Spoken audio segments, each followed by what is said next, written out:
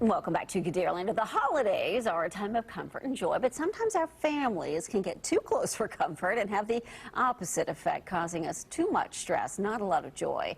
And many believe the pandemic has brought out the best and the worst in a lot of families. Joining us now with tips on how to keep your happy holiday while keeping the family together is mental toughness and emotional intelligence expert Eric Rittmeyer. Eric, good morning. How are you? Andrea, I'm wonderful. So good to see you guys. I haven't been on your show forever. I miss you guys. I thought you didn't like me anymore. Well, we love you. We're so happy to see you. You're at our holiday table right now this week. Okay, big question for you, Eric. How should we prepare for stressful family gatherings?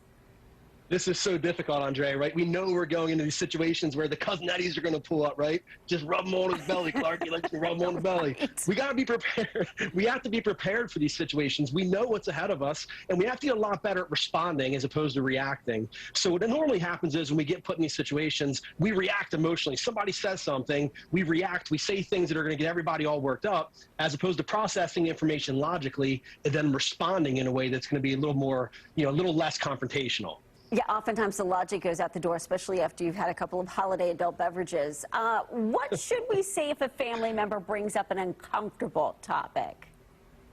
Yeah, this is difficult. What we have to do, there's two words I use. These are the biggest words in my language. I have no idea how to spell them, but I can tell you what they mean.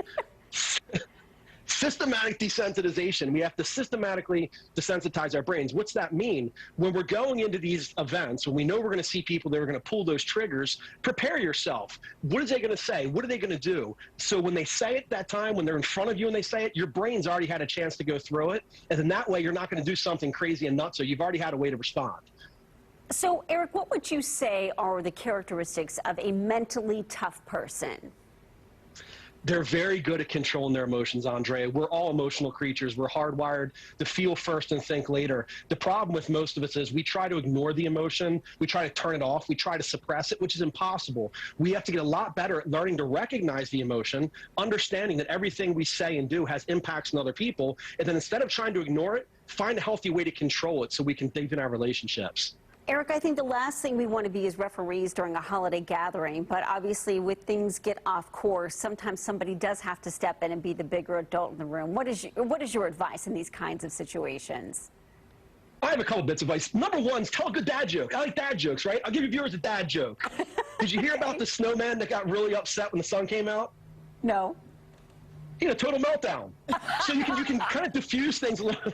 You can kind of diffuse things a little bit, but it's also just a matter of being prepared. If you're on a diet and you go somewhere where there's gonna be a lot of food there, you prepare in advance. You eat lettuce, you drink water, so when you go there, you're not starving, so you don't wax 18 tacos. Same thing with our emotions. Prepare for what you're getting ready to step into, so when that trigger is pulled, our brain's already experienced it. We can take a step back and say, I'm emotional right now. I'm gonna say something I don't want to say. Pass the potatoes. There you go. There's always the one relative, right? There's always the one. Do you prep the room for them before they arrive?